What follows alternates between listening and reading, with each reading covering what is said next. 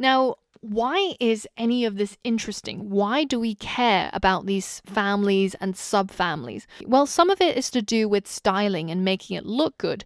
For example, if you're creating something that is meant to be conservative, you don't want to use something like a modern typeface.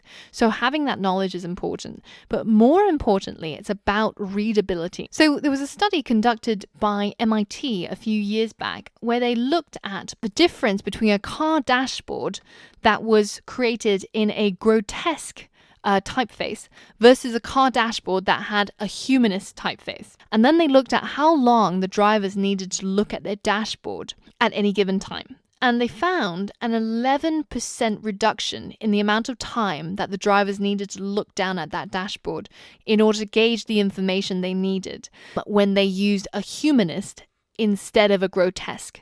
And when those times are converted into distance, say on a standard motorway or highway, and it was actually equivalent to about 40 feet in difference. So if you think about the driver who needs to look down at their dashboard while they were traveling 40 feet longer than the driver who had a humanist dashboard, then that could actually be the difference between life and death of a pedestrian. So even though we think that, design is very much about form, at heart, it's actually all about function. And designs with only form and no function will never ever work well. So always keep that in mind. Now, in the study, they tested the difference between a grotesque typeface, which you can see up here, versus a humanist typeface down here. And we're going to talk about some of the things that make a particular typeface more readable than the other. So first, you can see that the humanist typeface has more open shapes.